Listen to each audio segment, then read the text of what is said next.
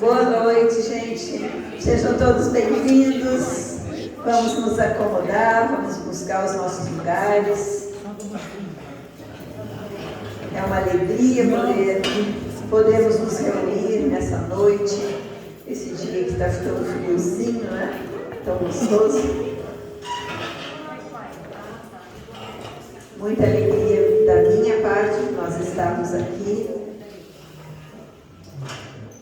Estou, com a graça de Deus, me sentindo melhor. Pouco a pouco nós vamos melhorando, na verdade. Então, gostaria de saudar vocês com uma palavra que está no livro de Filipenses, no capítulo 3, os versículos 13 e 14. O apóstolo Paulo, nessa carta que é conhecida como a Carta da Alegria, o apóstolo Paulo fala a seu respeito e a nós, dizendo o seguinte: irmãos, quanto a mim não julgo havê-lo alcançado, mas uma coisa faço, esquecendo-me das coisas que para trás ficam e avançando para as que adiante de mim estão, prossigo para o alvo, para o prêmio da soberana vocação de Deus em Cristo Jesus. O apóstolo Paulo aqui está dizendo que ele tem um alvo, e o alvo é chegar no prêmio da soberana vocação de Deus em Cristo Jesus. Ele não diz que ele prossegue para conquistar o alvo. Ele fala de um alvo que já foi conquistado. Que na verdade Cristo Jesus já conquistou tudo para nós. Agora nós precisamos continuar caminhando com Jesus para desfrutar daquilo que já foi feito. Lá na cruz Jesus disse: está consumado, tudo está pronto, tudo foi conquistado a nosso favor. Nós só precisamos prosseguir seguindo os seus passos. E isso diz o apóstolo Paulo, já na sua velhice, ele diz: eu não julgo ter alcançado, mas eu esqueço das coisas que para trás ficam e prossigam. Então, nesta noite, que eu gostaria de dizer para vocês, vamos esquecer das coisas que para trás ficam. Vamos esquecer daquelas que nos aprisionaram até aqui, daquelas que nos atrapalharam, das que nos impediram de experimentar a graça tão grande do Senhor. Vamos deixar para trás e vamos prosseguir em conhecer quem Jesus é e o que Ele já conquistou para nós. Amém? Vamos entregar nossa noite ao Senhor. Pai, nós te somos muito gratos, Pai, por podermos nos reunir mais uma noite em nome do Teu Santo Filho, Jesus.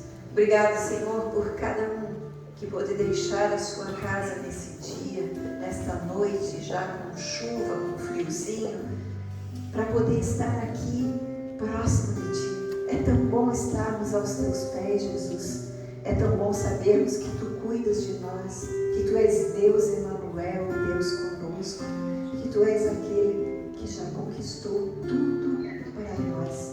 Só precisamos Te conhecer e andar contigo. Por isso nós estamos aqui, Senhor, para Te adorar, para Te engrandecer por tudo que já fizestes e para mais um pouco conhecer daquilo que já temos recebido em Ti. Queremos Te adorar, Jesus, queremos engrandecer o Teu nome e queremos nos entregar nas Tuas mãos. Recebe os nossos corações, Senhor, guarda as nossas mentes, que o Teu Santo Espírito ministre a nós e nós saiamos daqui de uma forma diferente daquela que entramos, para a glória do Teu nome. Amém?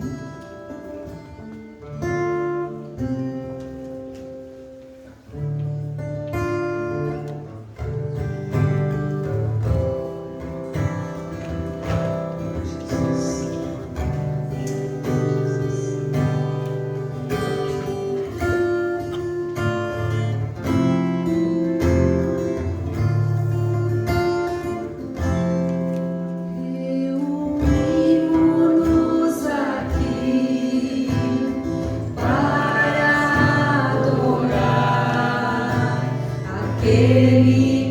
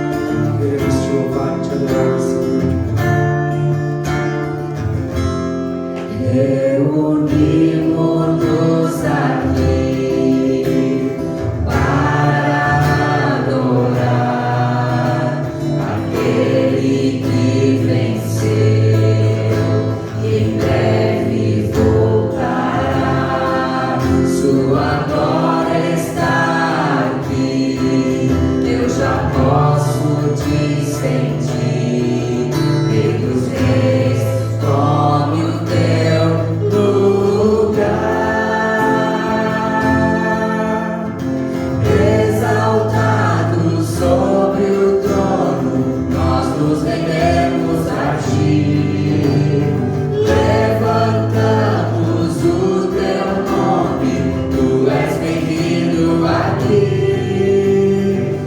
exaltado sobre o trono, nós nos rendemos a Ti, levantamos o Teu nome, Tu és bem-vindo aqui.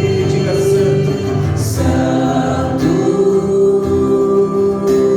santo, digno de louvor, Tu tens todo o Teu amor, só Tu és santo, santo, digno de louvor, Tu tens todo o Teu amor, Jesus.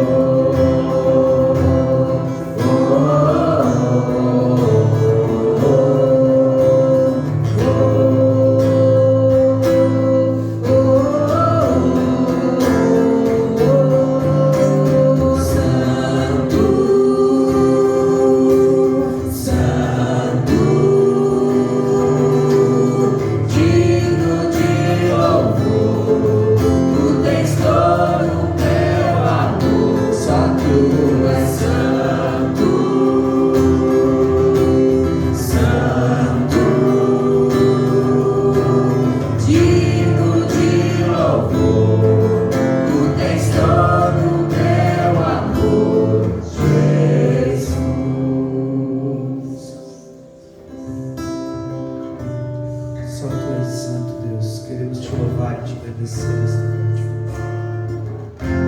Sabemos que fomos escolhidos e separados por Ti, Pai. Obrigado por tamanho amor, tamanha compreensão por nós, ó Pai. Fomos separados para Ti, para Te louvar, Te agradecer.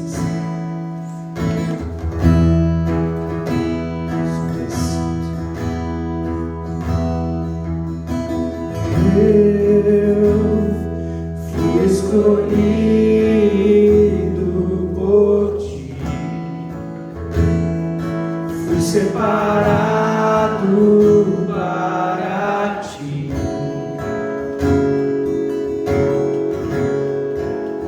Quem sou eu?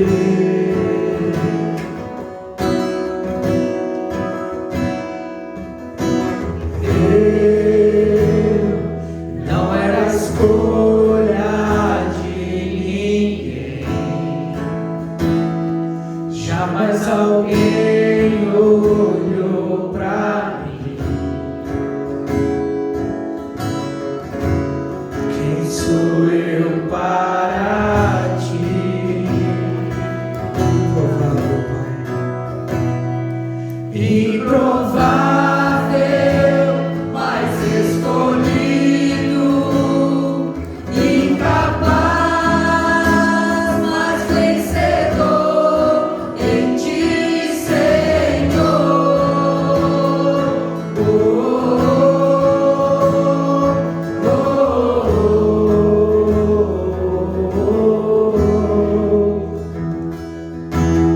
eu fui escolhido por Ti, fui separado para Ti.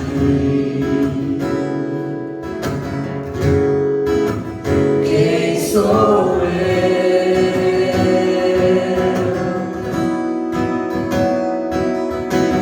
Eu não era a escolha de ninguém. Jamais alguém olhou pra mim.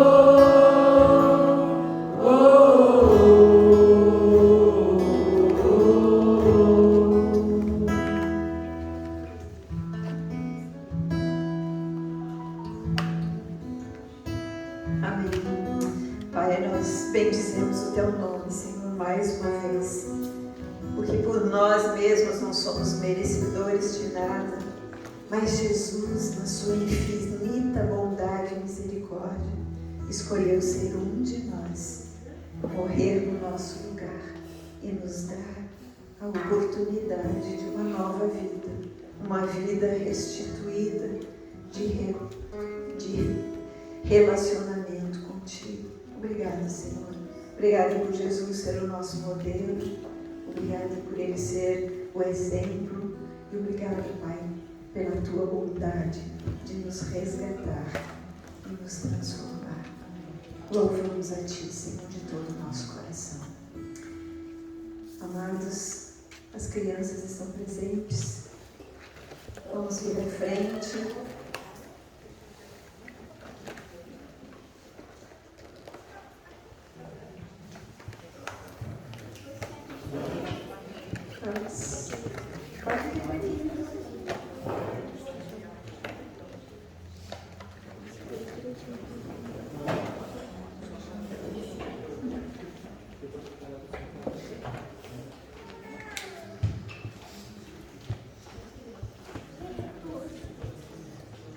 Amém, Senhor.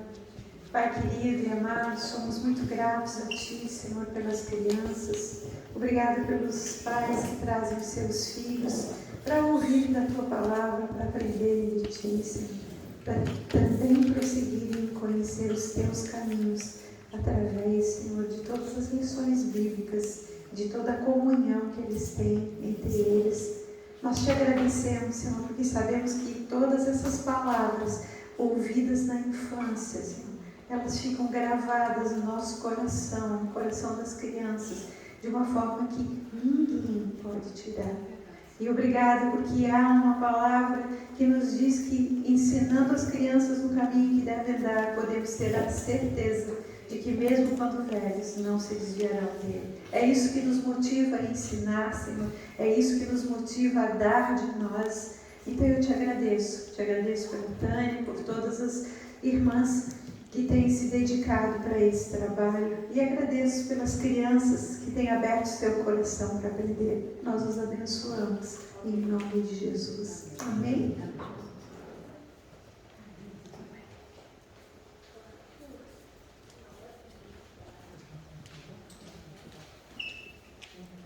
Amém.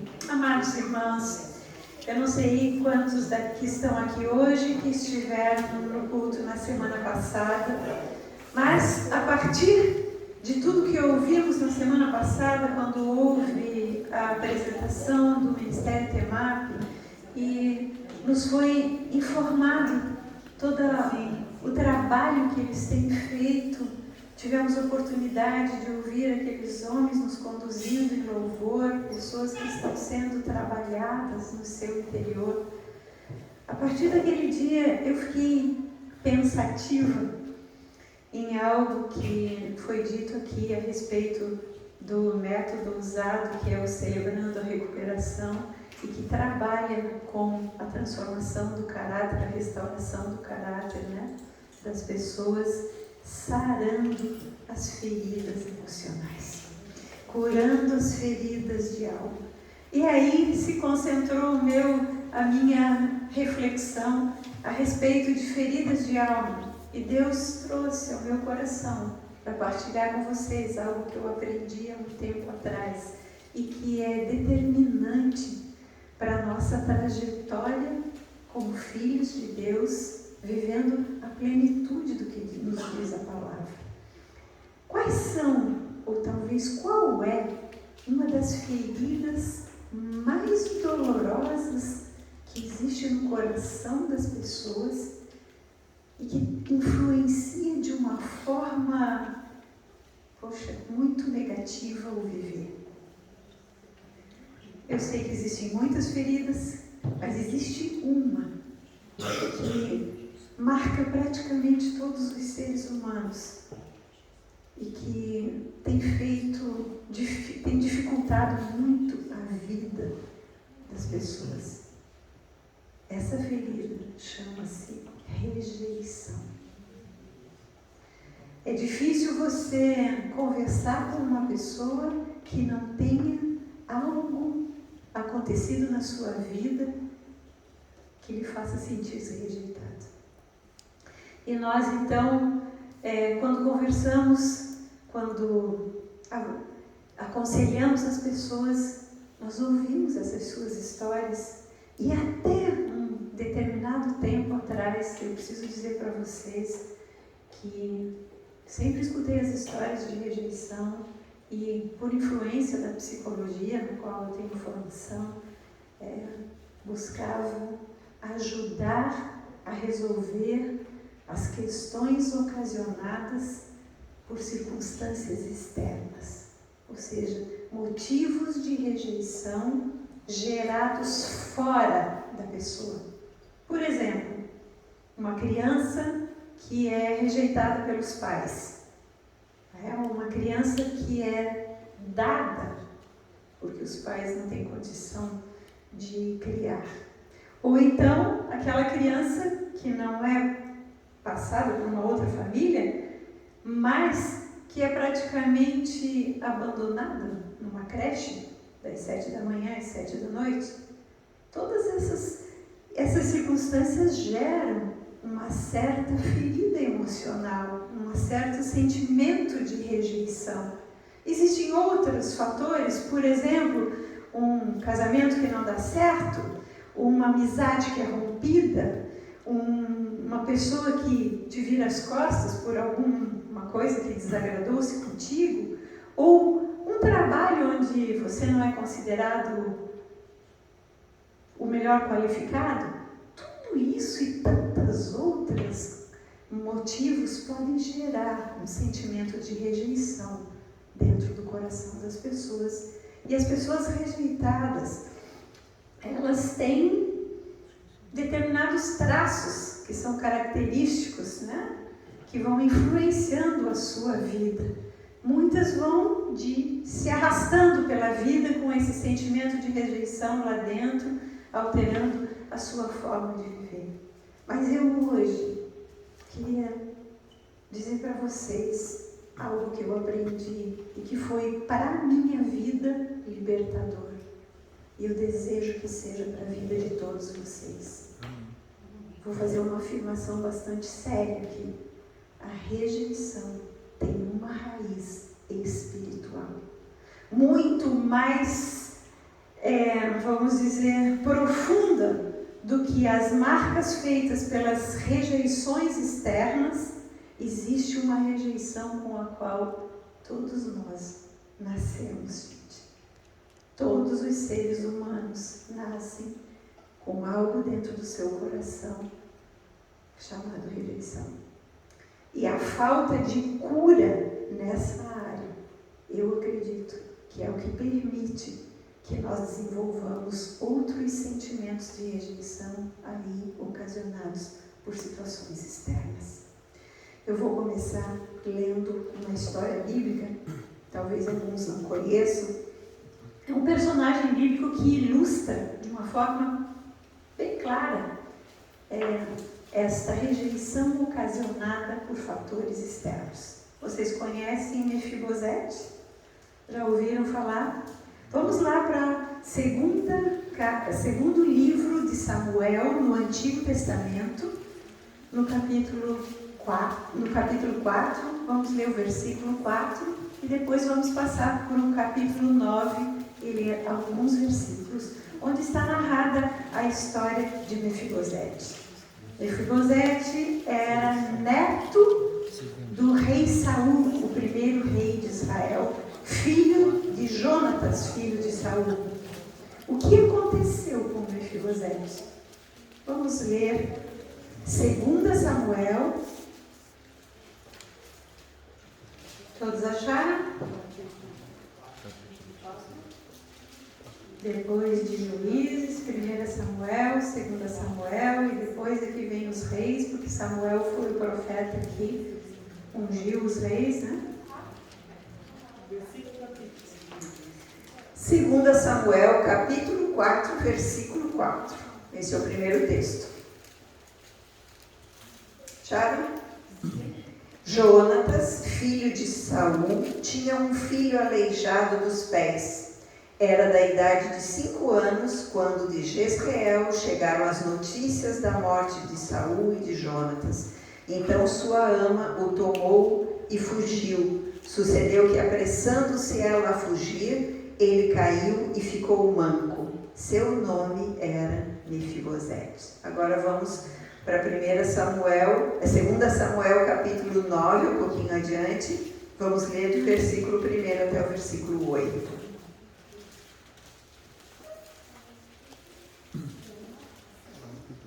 Disse Davi: resta ainda porventura alguém da casa de Saul, para que use eu de bondade para com ele por amor de Jonatas?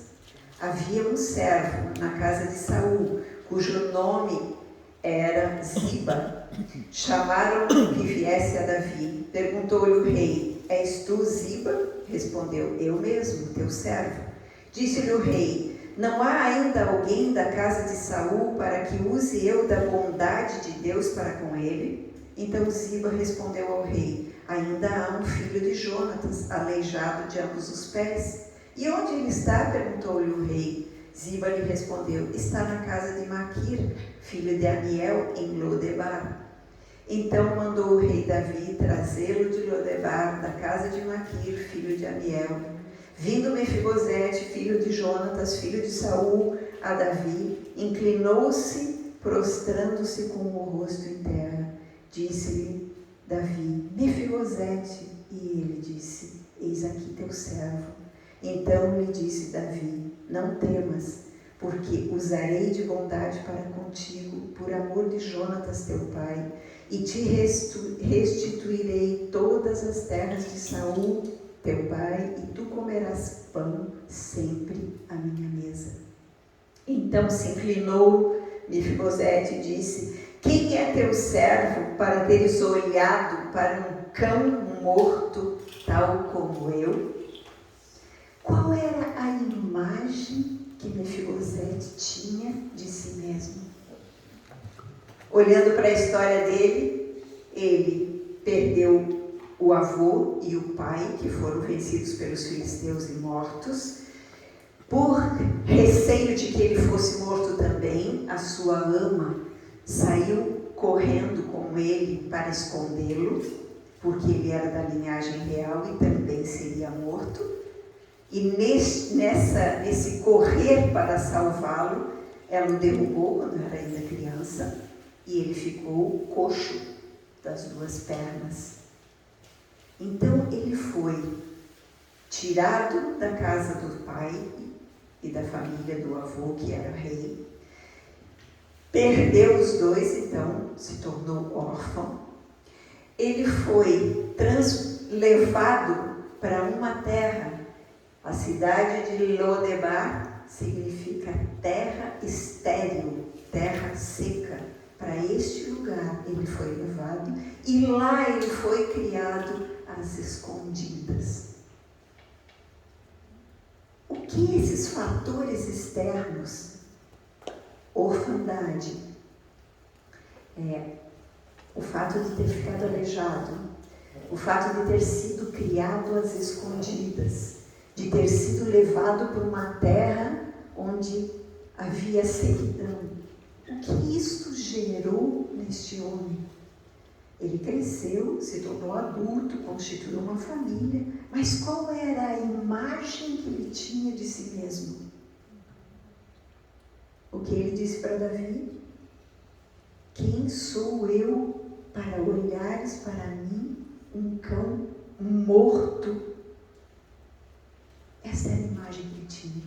E muitas pessoas que sofrem destas rejeições externas, como a perda da identidade pela ausência dos pais, a perda da sua casa e dos seus bens, a perda da sua condição física de cuidar de si mesmo, a perda de todos os seus bens e de sua visibilidade. Como as pessoas reagem? Muitas reagem com esta mesma posição de Mefibosete, uma autoimagem totalmente negativa, uma baixa autoestima, alguém chamasse a si mesmo de cão morto, onde está a autoestima dessa pessoa? Assim são as pessoas que sofrem rejeições externas, e são muitas as rejeições que nós podemos sofrer, não é verdade? Mas o que aconteceu com Mefibosete? Davi, o rei Davi, quando ele assumiu o reinado, como ele era um homem segundo o coração de Deus e, portanto, tinha uma bondade de Deus no seu coração, como ele era um homem que sabia do princípio de honra às autoridades, e ele honrava o rei Saul, mesmo que Saul o tenha perseguido e tenha até tentado matá-lo quando ele foi escolhido para ser rei no lugar de Saul, porque Saul havia saído dos princípios de Deus. Então Deus levantou Davi. Apesar de toda a perseguição, apesar de tudo isso, ele honrava o rei, porque o rei Saul havia sido ungido por Deus para ser o primeiro rei. E mais, neste relacionamento que houve entre Davi e Saul no início, porque no início, quando Davi foi recém-ungido por Samuel, quando estava na casa dos pais, quando ele era ainda um pastor de ovelhas, ele tocava harpa, ele entoava canções. Então ele foi chamado para ir ao palácio do rei Saul, para tocar canções para o Saul, e essas canções afugentavam esse espírito maligno que atormentava Saul. Então Saul trouxe Davi primeiro para perto de si, mas depois, vendo tudo que aconteceu com Davi, não vamos estudar a história de Davi aqui, mas a graça de Deus sobre Davi, Saul começou a ter ciúmes e começou a persegui-lo. Mas neste ambiente, Davi fez uma aliança de amizade com Jonatas, filho de Saul. E eles juraram entre eles de ajudarem um ao outro. Jonatas protegeu Davi do seu próprio pai. E Davi, então, assumiu um compromisso de que ele cuidaria da família de Jonatas, acontecesse o que acontecesse com Jonatas. Então, neste momento, quando Davi assume o seu reinado de Israel, o que ele faz? Lembrando da honra ao rei Saul, lembrando do pacto de amizade com Jonatas, e tendo um coração segundo o coração de Deus, com bondade, ele pergunta: tem alguém ainda da família, da descendência de Saul e de Jonatas, a quem eu possa exercer bondade? E aí então ele encontra Mefibosete, e o que ele faz? Ele restaura a vida de Mefibosete. Ele traz Mefibosete toda a sua casa, toda a sua família, porque Mefibosete, apesar da sua deficiência física, era casado, tinha família, tinha filhos. Davi traz Mefibosete e todos os seus para morar próximo dele. Ele restitui para Mefibosete aquilo que havia sido perdido. Ele restitui a sua identidade de neto do rei Saul. Ele restitui o seu lugar como alguém de uma linhagem real que deveria ser honrado, que deveria ser respeitado, mesmo que o seu avô e o seu pai não estivessem mais. Ele lhe restitui também as propriedades. Ele devolve as terras que Mefibosete tinha direito por ser descendente de Saul e de Jonatas. E mais do que tudo isso, ele traz Mefibosete para a sua mesa. Ou seja, ele passa a comer na mesa do rei como um dos seus, como parte da sua família. Essa é uma história que ilustra claramente as rejeições externas, que nos mostra o que elas causam. As rejeições externas, elas são terríveis, gente. Elas trazem para nós essa baixa autoestima, essa perda de identidade, no caso de haver uma rejeição de pai, de mãe, um crescimento fora da família de origem. A pessoa tem de si uma imagem ruim. Ela pode tender para a timidez e aí se isolar, como foi o caso de Mefibosete. Ou então, ela pode ir para o outro extremo e tentar provar que ela é boa, assumindo uma postura de altivez. Muitas vezes as pessoas que são altivas e que têm o nariz empinado, vamos dizer assim, numa linguagem vulgar aqui, é uma defesa. É tentando provar o seu valor. Então, as pessoas que sofrem rejeições externas podem ter esses comportamentos.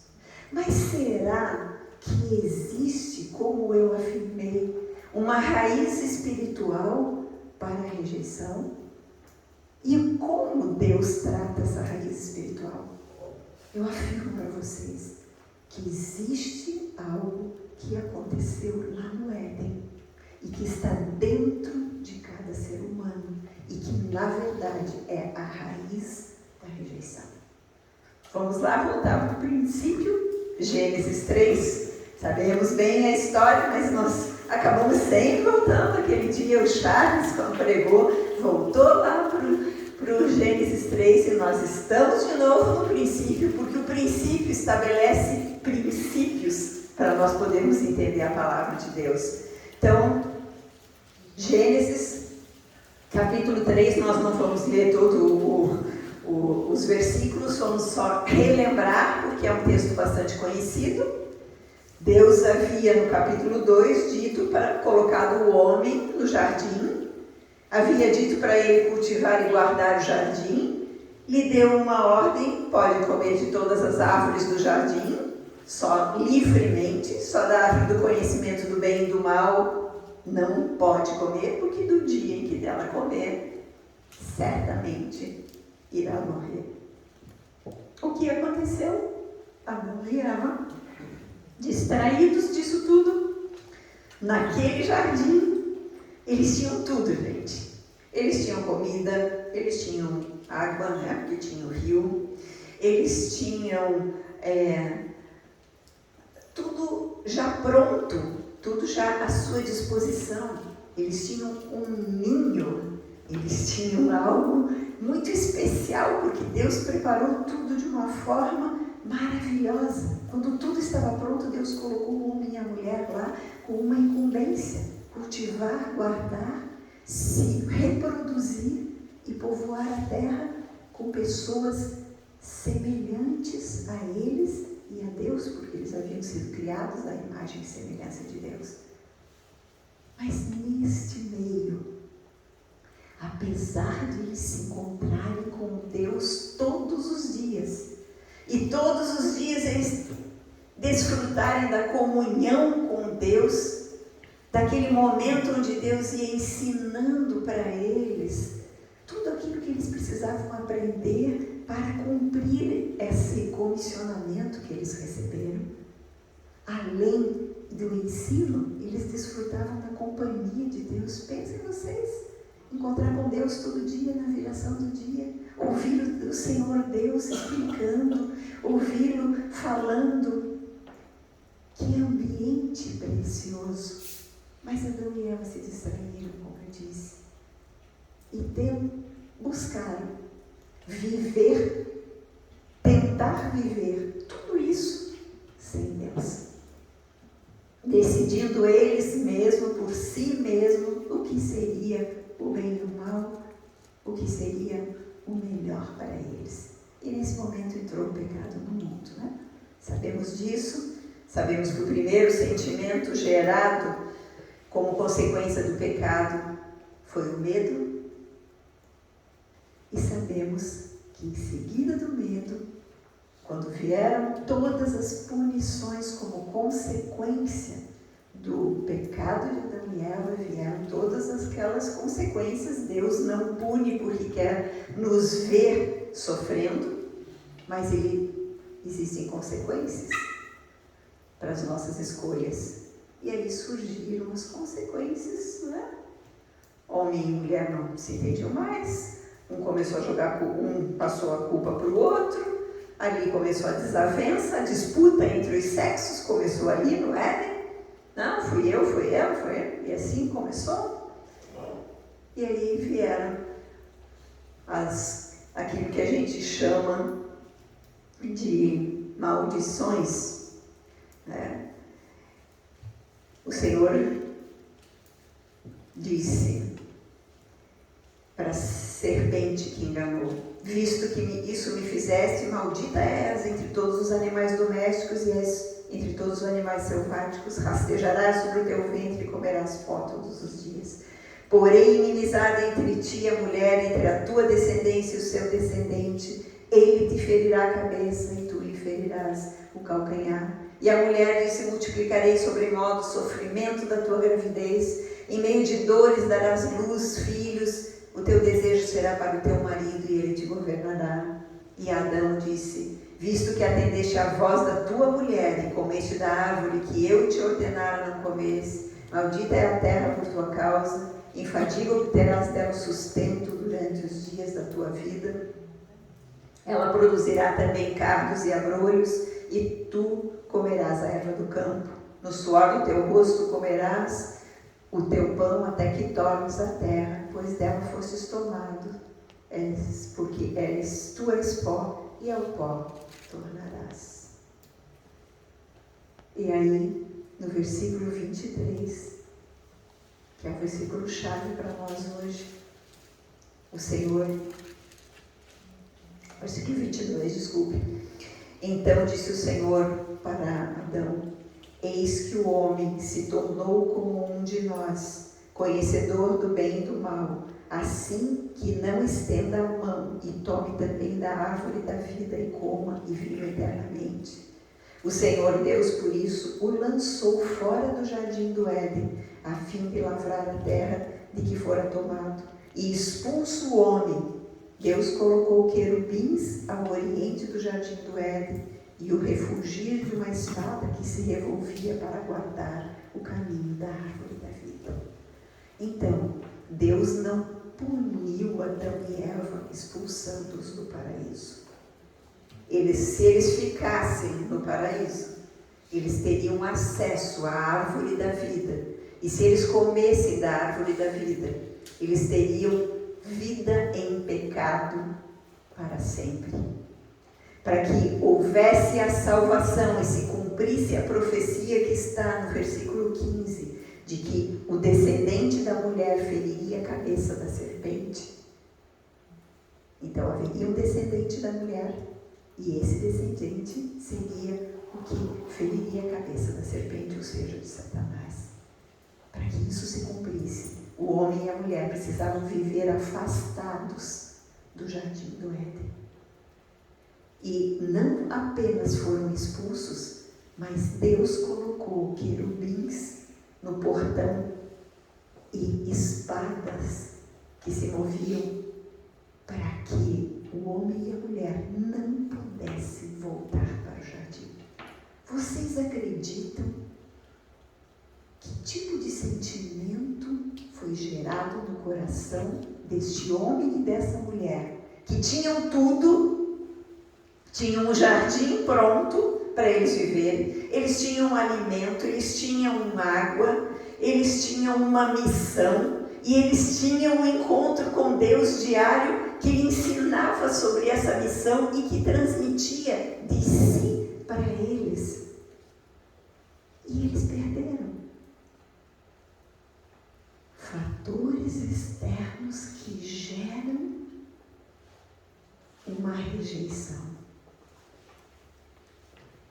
Adão e Eva, a partir deste momento, foram rejeitados, não porque Deus os condenava, mas porque Deus queria protegê-los.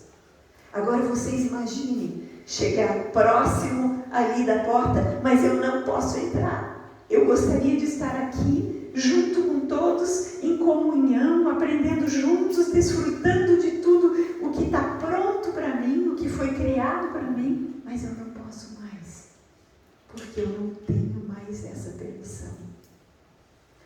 O que foi gerado no coração de Adão e Eva? Rejeição. O que Deus disse, que no dia em que eles comessem da árvore do conhecimento do bem e do mal, eles morreriam. Eles não morreram fisicamente, mas eles perderam esta comunhão com Deus Pai. A sua vida espiritual cessou. Por isso, quando vem Jesus Cristo, é o Espírito que é vivificado, porque o Espírito estava ali, morto. Por isso o apóstolo Paulo escreve em Efésios que nós estávamos mortos em nossos delitos e pecados. Mas Ele, Jesus, nos dá vida. Então, amados, ali foi gerado a rejeição espiritual, que é a raiz. O buraco foi feito no coração de Adão e Eva. E assim como o apóstolo Paulo escreve que por um homem entrou o pecado no mundo, e com ele a morte, e a morte passou a todos os homens porque todos pecaram, a rejeição espiritual entrou no coração de todos os seres humanos. E todos nós, independente se nascemos numa família que nos ama, se nascemos como projeto de pai e de mãe, se fomos cuidados com todo zelo, eu digo para vocês que essa foi a minha experiência de vida.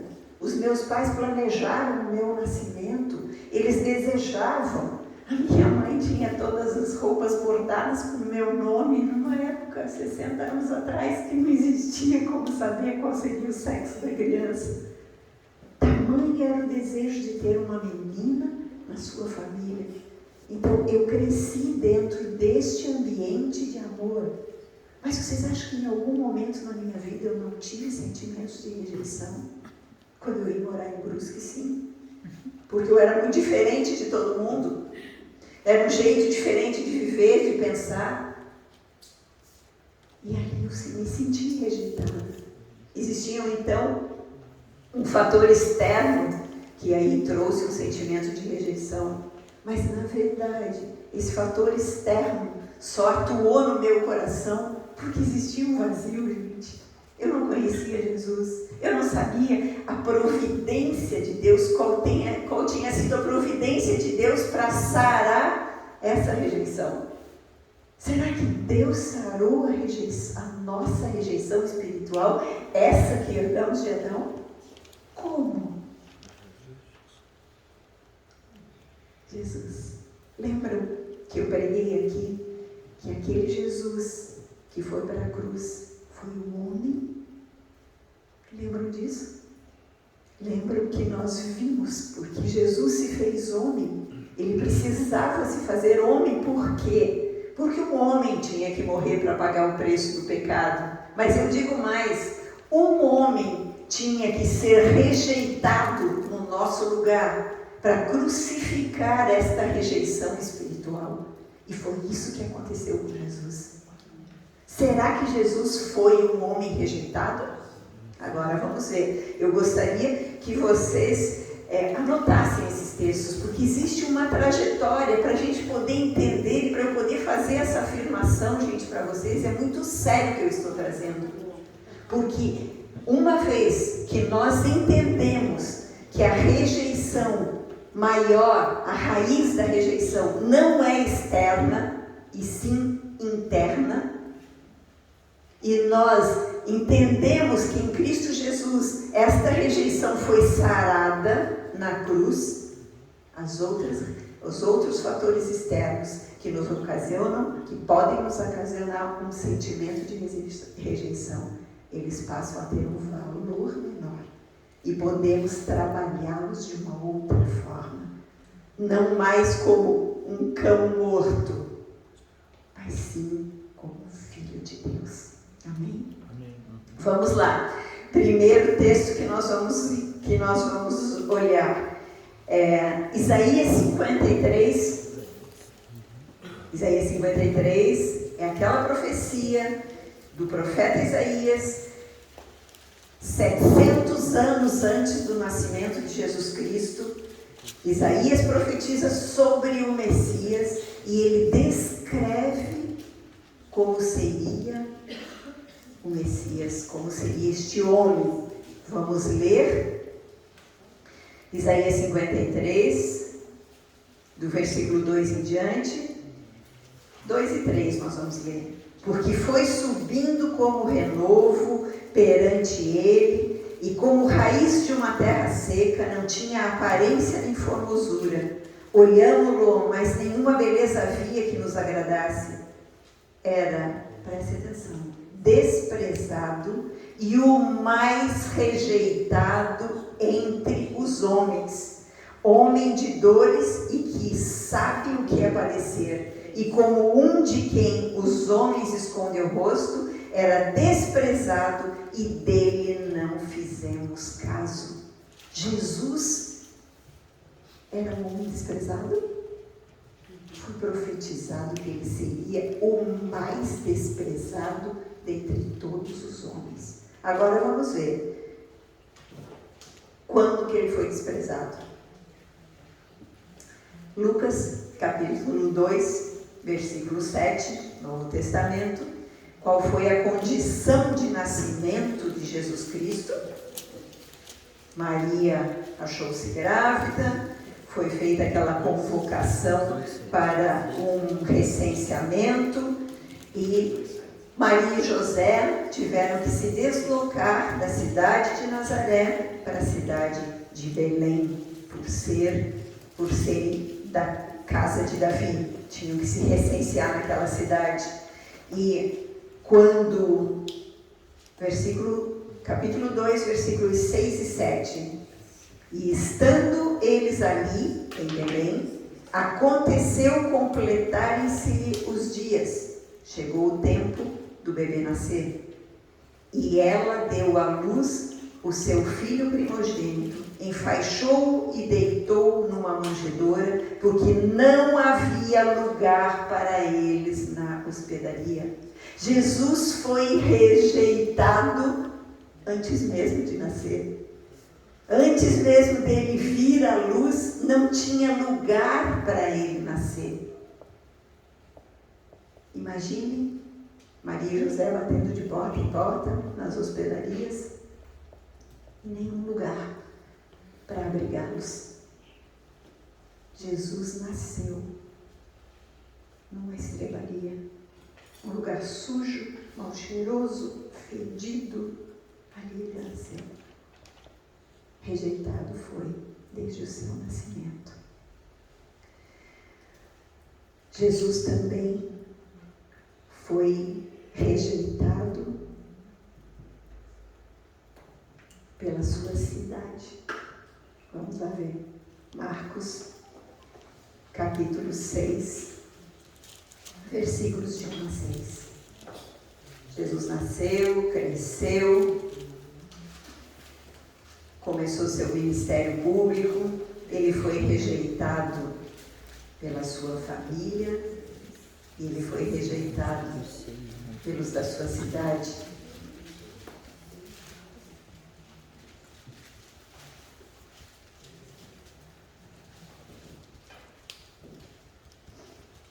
Marcos capítulo 6.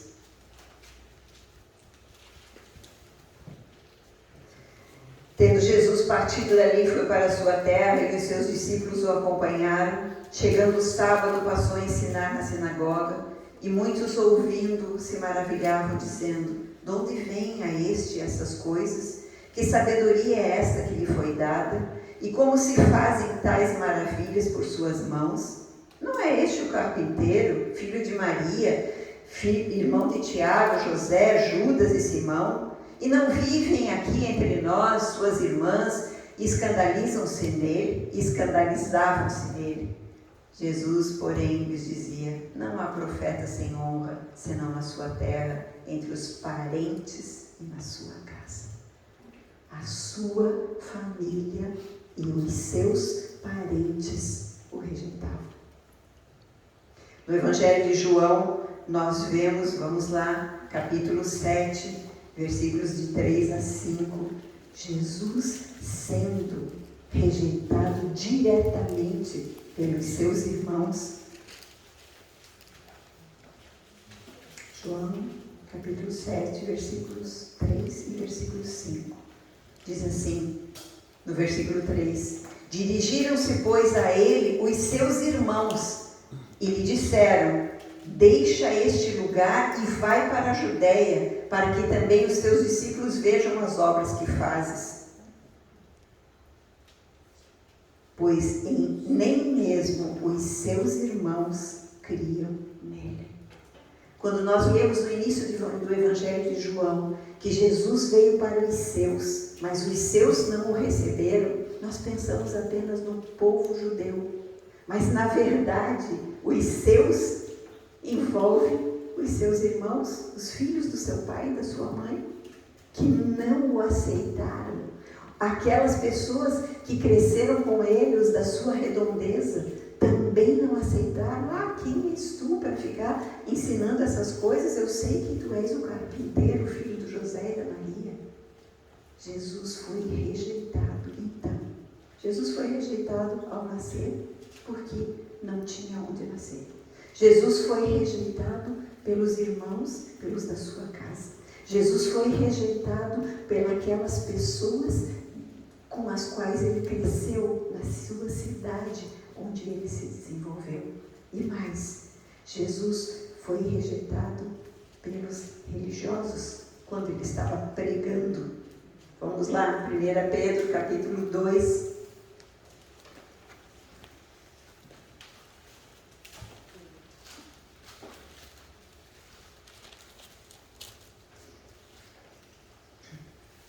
Versículo 6 em diante diz assim, 1 Pedro, capítulo 2: Pois isso está nas Escrituras, eis que põe em Sião uma pedra angular, eleita e preciosa, e quem nela crer não será de modo algum envergonhado. Para vós outros, portanto, os que credes, é a preciosidade, mas para os descrentes, a pedra que os construtores rejeitaram, esta veio a ser a principal pedra angular, e mais, pedra de tropeço e rocha de ofensa. São estes os que tropeçam na palavra, sendo desobedientes, para o que também foram postos. Então, aqueles religiosos, que seriam as pessoas que deveriam ensinar o que estava nas Escrituras, que deveriam pregar o que os profetas haviam profetizado a respeito de Jesus. O que é que eles fizeram? Os religiosos rejeitaram. Por isso Jesus passou a ser para eles pedra de tropeço e rocha de ofensa. Mas para aqueles que o aceitaram, o que aconteceu? Aqueles que o receberam se tornam filhos de Deus, não é verdade? Mas nós estamos vendo aqui todas as rejeições externas que Jesus sofreu na família, na comunidade, na sua religião. E mais, Jesus sofreu rejeição da multidão. Aquela multidão que o aclamou no dia que ele entrou em Jerusalém montado no burrico. Aquela multidão que colocou sobre a estrada na qual ele iria passar, colocou ramos. Aquela multidão colocou as suas vestes como para formar um tapete, como se estivesse recebendo uma autoridade. Eles gritavam, Hosana, o filho de Davi, ou seja, eles reconheciam que Jesus vinha da linhagem de Davi e, portanto, era o Messias. O que eles diziam? Bem-aventurado que vem em nome do Senhor, e aclamavam a Jesus. Esta multidão, no dia, na semana da Páscoa, quando era costume se soltar um criminoso, o que aconteceu com Pilatos? O que ele disse? Soltamos Barrabás ou soltamos Jesus? O que a multidão falou, gente? Vocês se lembram? O que ela falou? Vamos soltar Barrabás.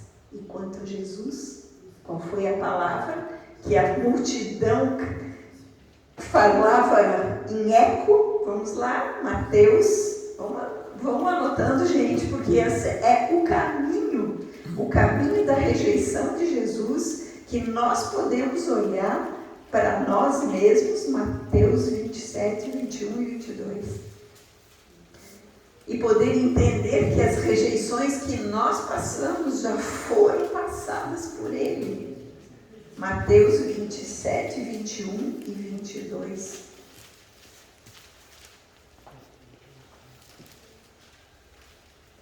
De novo perguntou-lhe o governador: qual dos dois quereis que eu vos solte?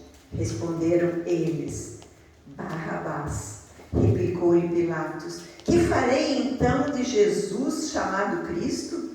Seja crucificado. Responderam todos. Amados irmãos, pensem vocês. O que Jesus fez para a multidão? Curou, libertou, sarou de todas as enfermidades. Jesus partiu o pão, multiplicou o pão para alimentá-los. Não uma vez, mais de uma vez. Jesus caminhou pelas cidades, levando a palavra da salvação, levando as boas novas de que Deus havia enviado o Salvador, de que um novo reino iria se estabelecer. O Senhor Jesus veio e anunciou, e as multidões o seguiam, porque as multidões se encantavam com os sinais. Multidão só quer sinal, gente. É muito diferente de discípulo. Discípulo quer aprender com o mestre, quer seguir os passos do mestre. Agora a multidão não. A multidão quer euforia. A multidão quer a bênção e depois vira as costas. Pensem vocês.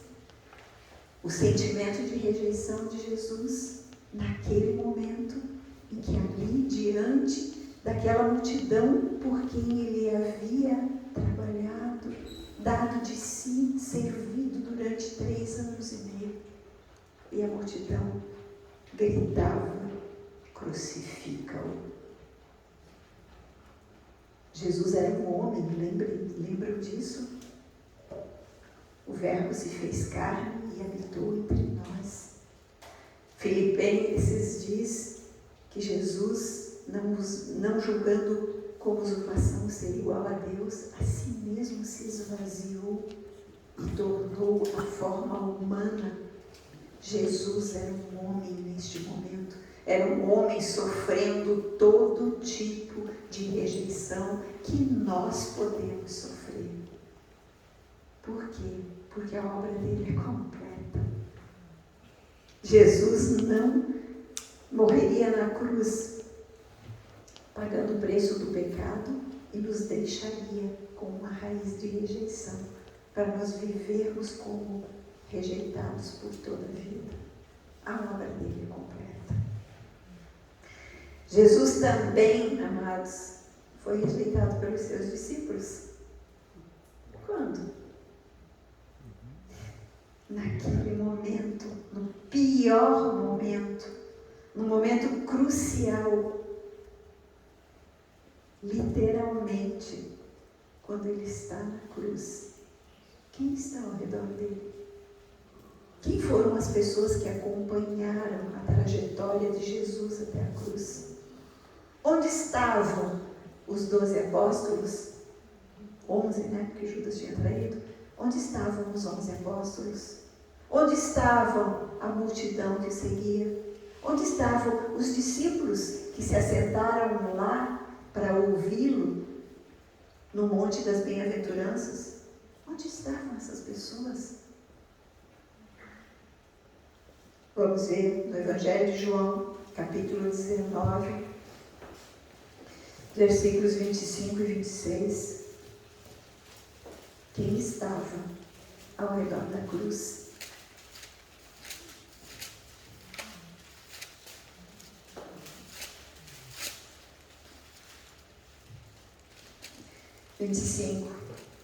E junto à cruz estavam a mãe de Jesus, a irmã dela, Maria, mulher de Clopas, e Maria Madalena. Vendo Jesus sua mãe e junto a ela o discípulo amado, disse: mulher, eis aí o teu filho. Depois disse ao discípulo: eis aí tua mãe. Dessa hora em diante, o discípulo o tomou para a sua casa. Quem era o discípulo amado? João, aquele que recostou a cabeça no peito de Jesus. O único que não foi martirizado. O único que, mesmo sofrendo ataques de todas as espécies para ser destruído, morreu de velhice. Aquele que tinha de fato uma comunhão tal com Jesus, que pôde viver para escrever o livro de Apocalipse, narrando o que está por vir, como um consolo para todos nós. Quem eram então as pessoas? 4 mulheres.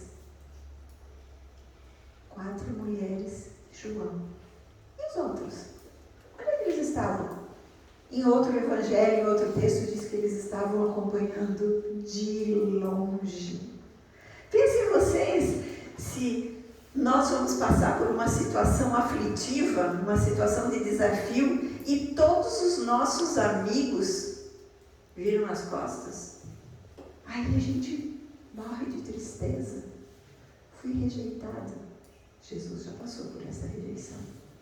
Aqueles mais íntimos dele ficaram de longe.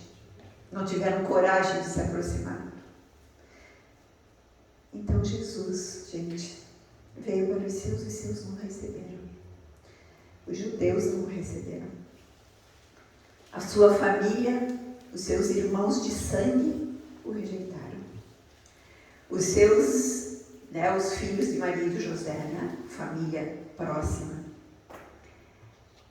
Os seus parentes e as pessoas que viviam ao seu redor o rejeitaram. Os religiosos, para quem ele veio como um rabi, com instruções da palavra, o rejeitaram. A multidão que recebeu todos os benefícios o rejeitou. Os seus discípulos, aqueles mais próximos, na hora mais difícil, ficaram olhando de longe. E por fim, gente, Jesus foi rejeitado pelo Pai. Naquele momento da cruz, esse texto de Marcos, capítulo 15, é muito forte, gente, porque ele nos mostra que Deus Pai, Marcos, capítulo 15, versículo 34, esse texto nos mostra que Deus Pai virou o rosto dele. Pensem vocês, esta é a mesma ou uma situação em paralelo com o que aconteceu com Adão e Eva. Adão e Eva devem ter se sentido desta forma, só que Jesus, ele não tinha pecado. Mas como ele atraiu o pecado de todos nós sobre ele, naquele momento, Deus, que é santo, não podia ter comunhão com ele. Vamos lá. Marcos capítulo 5, versículo 33 e 34. Chegada a hora sexta, houve trevas sobre a terra até a hora nona. Isso Jesus na cruz, não é? A hora nona, Jesus exclamou em alta voz: Eloi, Eloi, lama sabachthani, que quer dizer: Deus meu, por que me desamparaste? Acho que esse deve ter sido o pior momento de Jesus, porque para suportar a rejeição das outras pessoas, ele tinha Deus Pai. Ele sabia, não, mas o meu pai me ama. Não, mas o meu pai está comigo. O meu pai está cuidando de mim. Mas naquele momento, o pai virou o rosto. Tem traduções que traduzem, né? Tem versões que traduzem como: por que viraste o rosto de mim? Aqui está escrito: por que me desamparaste? Então, naquele momento, Jesus não tinha mais nenhum pai. Então, amados, será que nós podemos dizer que Jesus na cruz crucificou a raiz da rejeição? Naquele momento em que Jesus disse: Pai, está consumado, nas tuas mãos eu entrego o meu espírito. Naquele momento, assim como ele entregou os pecados de todos nós na cruz, morrendo no nosso lugar para nos tornar livres do pecado, naquele momento ele crucificou a raiz da rejeição, para que nós não sejamos mais pessoas que se sentem rejeitadas por Deus. Por isso Jesus é caminho. Ele nos abriu um caminho de acesso ao Pai. Ao Pai, não apenas a Deus, ao Pai. Por quê? Evangelho de João, capítulo 1, no versículo 11 diz: Ele veio para os seus, mas os seus não o receberam. Versículo 12. Mas a todos quantos o receberam, deu-lhes o poder de serem feitos filhos de Deus, a saber, os que creem no seu nome, os quais não nasceram da carne, nem da vontade do homem, mas de Deus. Amém, gente? Então, naquele momento, lá na cruz, o Senhor Jesus atraiu a todos nós. Eu gosto de falar isso e espero e peço ao Espírito Santo que isso fique gravado nas mentes de vocês como está na minha.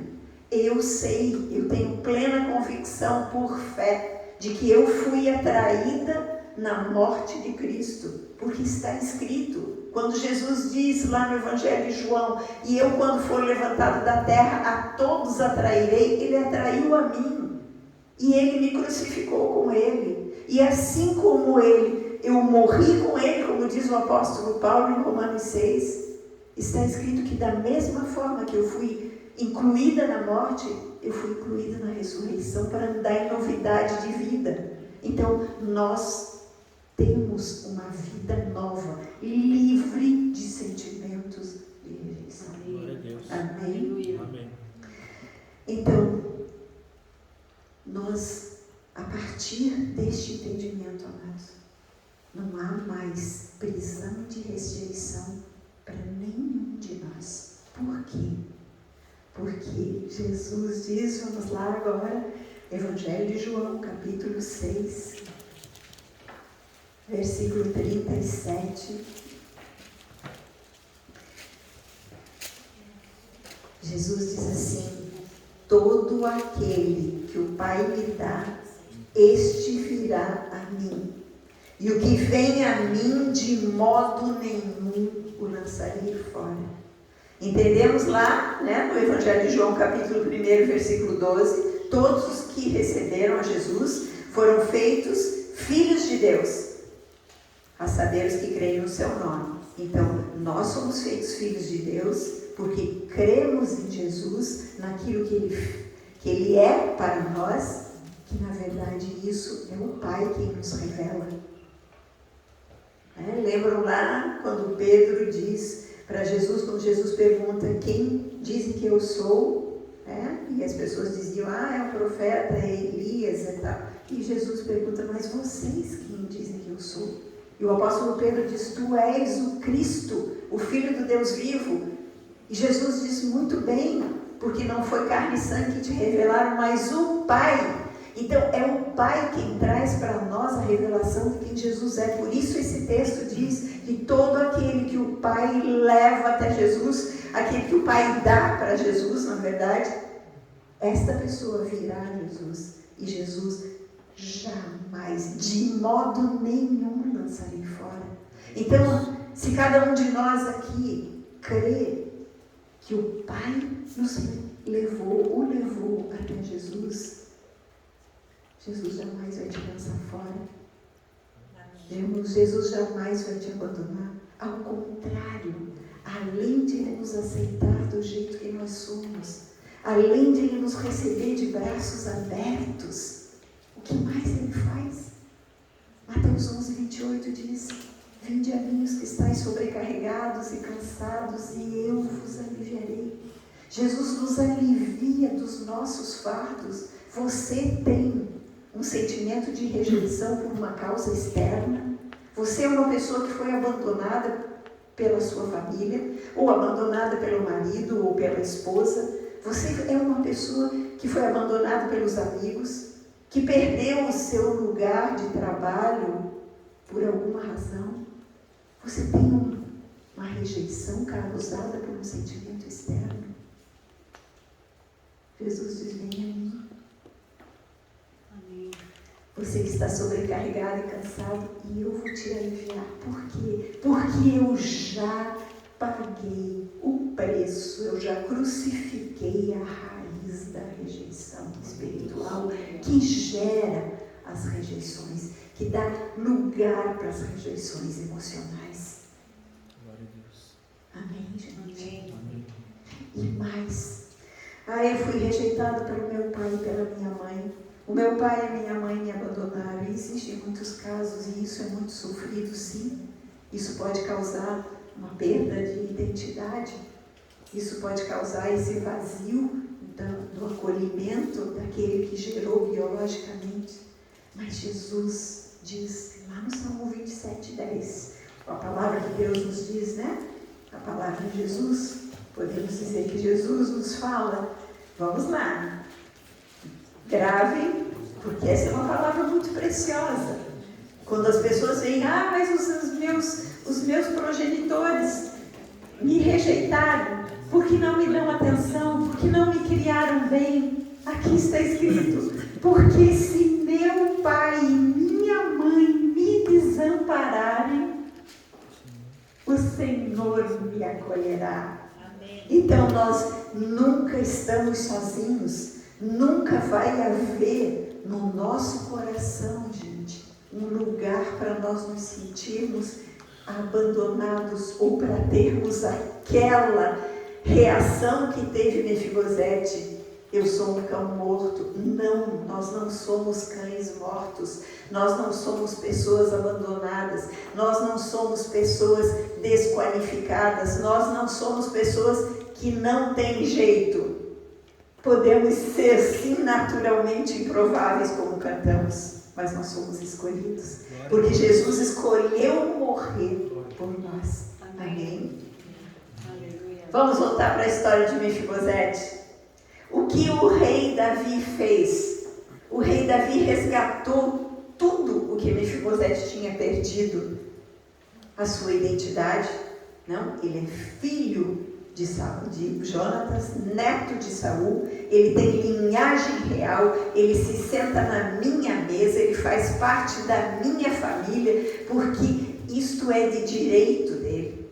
Nós lemos que Davi restituiu todos os bens. Mefibosete não precisava mais viver de favor algum.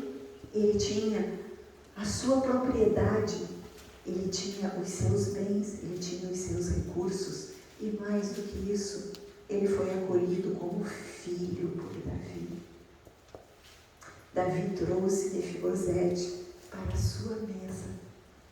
Será que Jesus tem uma mesa para nós? O que vocês acham? O que diz a palavra, minha gente? Jesus diz: eu sou o bom pastor, as minhas ovelhas ouvem a minha voz. Elas me escutam e elas me seguem.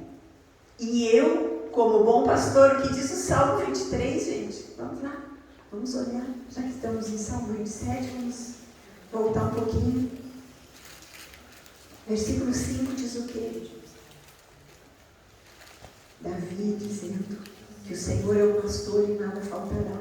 E no versículo 5 ele diz: preparas-me uma mesa na presença dos meus adversários. Unges minha cabeça com óleo e o meu cálice transborda. O nosso bom pastor Jesus, ele nos prepara uma mesa diante dos nossos adversários. Quais são os nossos maiores adversários, gente? As nossas feridas interiores. Essas são as nossas maiores, os nossos maiores adversários. Um dia a gente pode estudar sobre isso. Aqueles inimigos que precisaram ser desalojados quando o povo entrou na terra prometida. Cananeus, Jebuseus, Ferezeus, todos têm eu no seu nome. Cada um deles tem características ligadas ao nosso ego. Seja na prostituição, na sujeira, seja na maldade da mentira, seja no engano. Um dia nós podemos estudar isso. Todas aquelas nações, elas representam inimigos internos. Lá eram inimigos externos, mas hoje nós temos inimigos internos que querem nos levar a não provar a grandeza da obra de Jesus Cristo na cruz. Mas aqui está escrito que o bom pastor, ele prepara uma mesa diante desses adversários.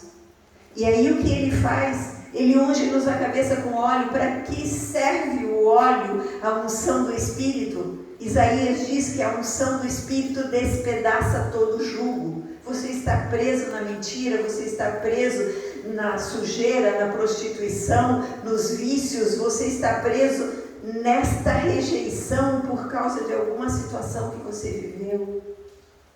A unção do Espírito, que já foi liberada para nós, esta unção do Espírito despedaça esse jugo. E aí o nosso cálice transborda. Cálice é para colocar o quê? O vinho. O vinho na Bíblia é símbolo de alegria. Então o cálice transborda de alegria. Nós só temos motivos para viver alegres por causa daquilo que Jesus fez para nós. E será que hoje Jesus tem uma mesa para nós? O que diz o livro de Apocalipse? Vocês sabem? O que diz lá no capítulo 3, na carta à igreja? Vamos lá, Apocalipse, capítulo 3, na carta à igreja de Laodiceia. A igreja de Laodiceia era uma igreja que vivia numa cidade de riqueza. A cidade de Laodiceia produzia muitas coisas de grande valor. Ela tinha ovelhas com lã branca para produzir roupas finas. Eles tinham uma fabricação de colírio que trazia um refrigério para os olhos. Era um centro comercial de grande atividade. Então a igreja inserida nesta cidade achava que ela não precisava de nada. E Jesus diz para eles: vocês dizem que são ricos e abastados e que não precisam de coisa alguma, mas eu digo para vocês que vocês são infelizes, miseráveis, pobres, cegos e nus. E aí ele chama aquelas pessoas ao arrependimento. No versículo 20 ele diz: eis que eu estou à porta e bato. Se alguém ouvir a minha voz e abrir a porta, entrarei em sua casa e cearei com ele e ele comigo. Esta carta foi escrita para a igreja. Essa carta, esse texto é usado em muitas ministrações de evangelismo, mas não. A carta foi escrita para aquele povo que conhecia o Evangelho e que estava achando que não precisava do Evangelho, porque já tinha conseguido tudo, porque tinham bens materiais. E muitos de nós vivemos neste engano hoje, porque a vida vai bem, porque o trabalho vai bem, porque a família vai bem. Eu não preciso de Jesus, eu só vou lá para cantar, para rever as pessoas. mas eu não preciso da misericórdia. Mas nós precisamos. Porque Jesus diz, eu estou batendo na porta. Se você ouvir a minha voz, se somos ovelhas, ouvimos, e abrir a porta, o que Ele quer fazer? Ele quer sentar à mesa conosco, e Ele tem uma refeição para nos oferecer, e Ele recebe o que nós temos para retribuir. Qual é a refeição que Jesus nos oferece, gente? Está aqui. É a palavra dele. A palavra de Deus é maná, é alimento, é pão. Então, todas as vezes em que nós nos sentamos à mesa com Jesus, sentar-se à mesa com Jesus é aquele momento meu, íntimo, onde eu abro a palavra e digo, Jesus, eu quero ter comunhão contigo, eu quero receber do teu pão e eu quero oferecer a minha adoração e a minha gratidão a ti. Por que nós precisamos ou necessitamos ler a palavra de Deus a cada dia? Porque é obrigação? Porque é religião? Porque o pastor ensinou? Não. Porque é o momento de receber dele diretamente o alimento. É o momento da comunhão com ele. E este momento é um momento de preparação, gente.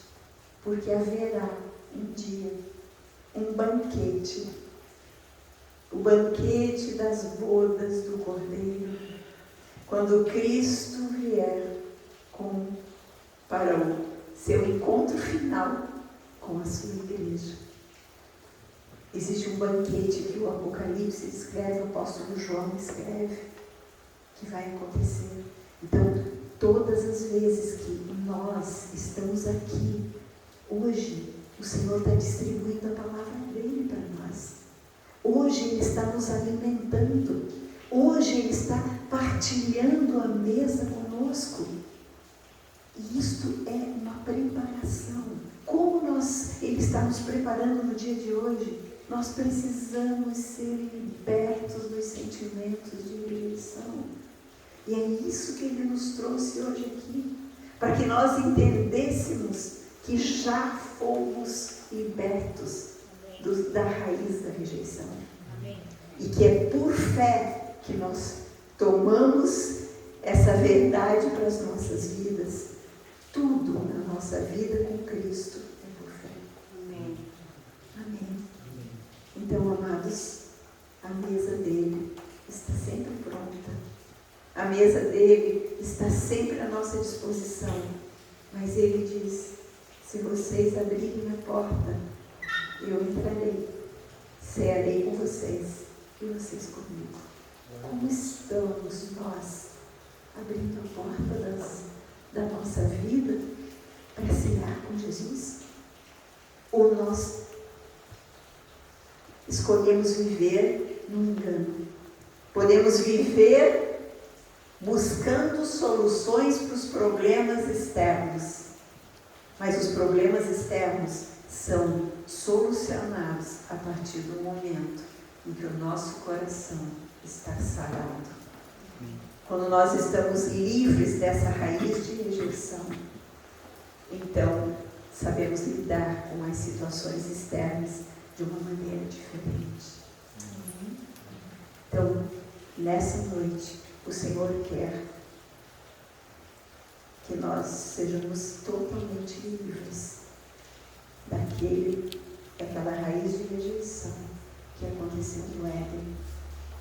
Então vamos orar, vamos nos colocar agora diante do Senhor, se você deseja esta convicção, porque é fé, gente, não é experiência sensorial, não é nada, não é emocional, é fé. A nossa vida é por fé e obediência.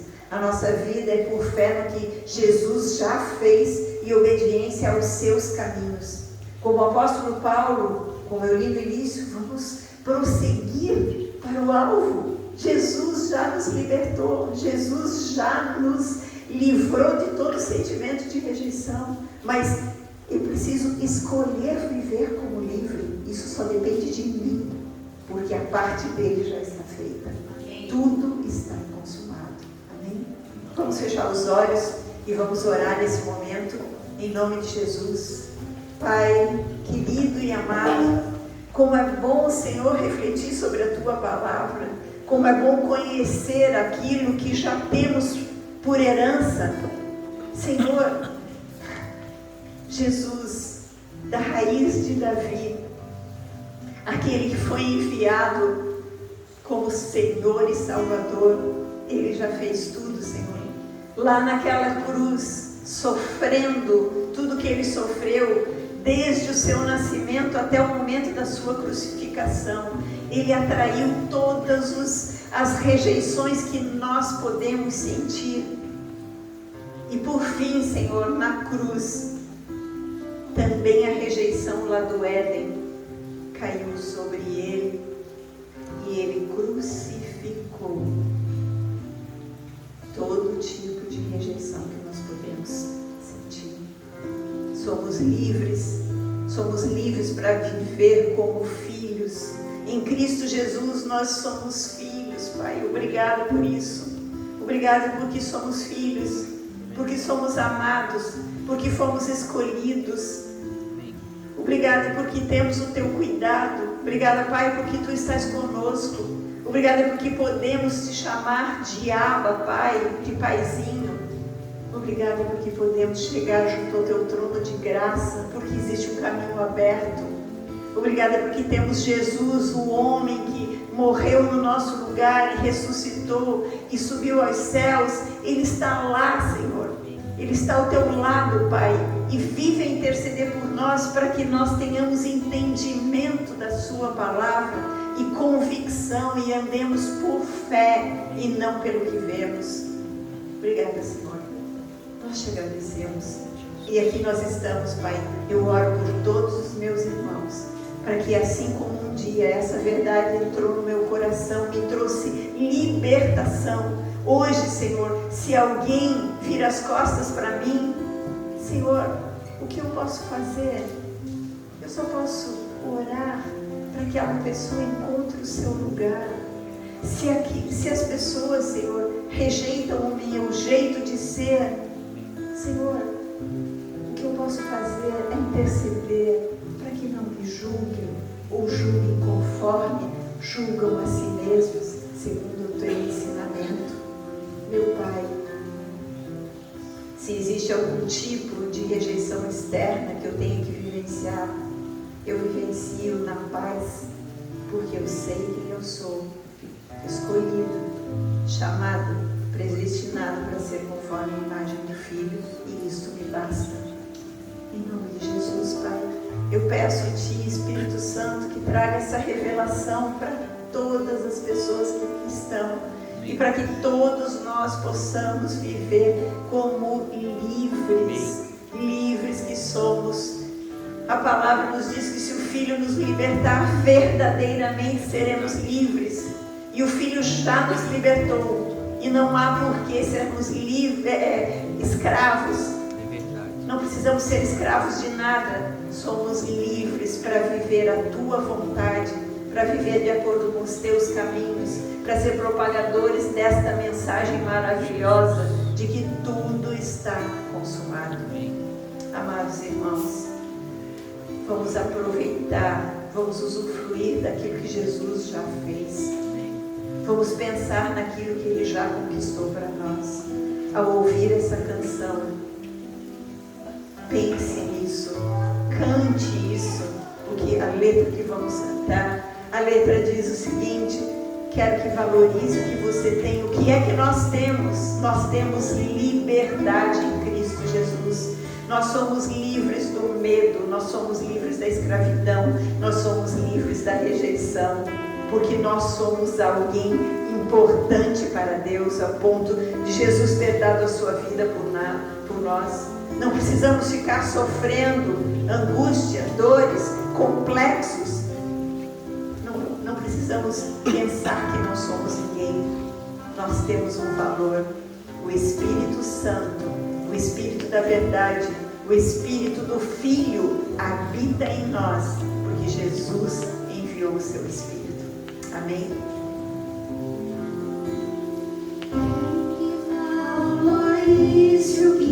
você tem. Você é um ser, você é alguém tão importante para Deus. Nada de ficar sofrendo no setor desse seu complexo interior, dizendo às vezes que não é ninguém. Eu venho falar do valor que você tem. Eu venho falar do valor que você tem. Ele está em você, o Espírito Santo se move em você, até com gemidos inexprimíveis, inexprimíveis. Aí você pode então perceber que pra Ele há algo importante em você. Por isso levante e cante, exalte ao Senhor. Você tem um valor, o Espírito Santo se move em você. Você tem um valor, o Espírito Santo se move em você.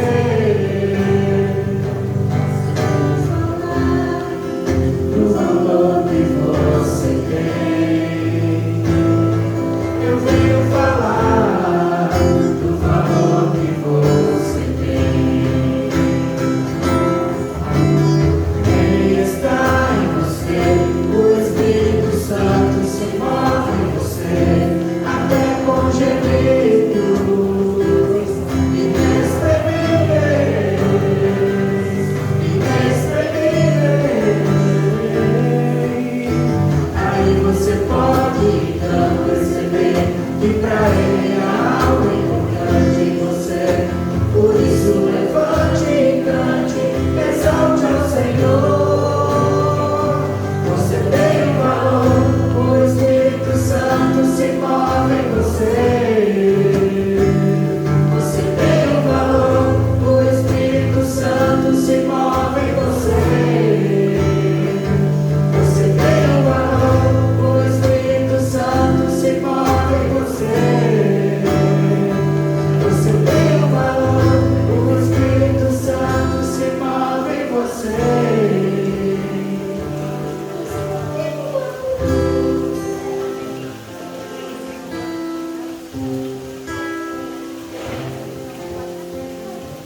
Amém, Senhor. Engrandecemos o Teu nome, Senhor, e Te agradecemos, porque nós temos um grande valor para Ti. As nossas vidas valeram um preço muito alto, custaram um preço muito alto, não para nós, mas para o Teu Filho, que morreu na cruz no nosso lugar. Obrigada porque Jesus foi para junto de Ti, mas não nos deixou sós. Ele enviou o Seu Espírito Santo, e hoje o Espírito Santo nos convence de quem nós somos. Muito obrigada, Senhor. Nós Te agradecemos, e eu oro, Senhor, abençoando a todas as pessoas que estão aqui, assim como todos os Seus familiares que estão em casa.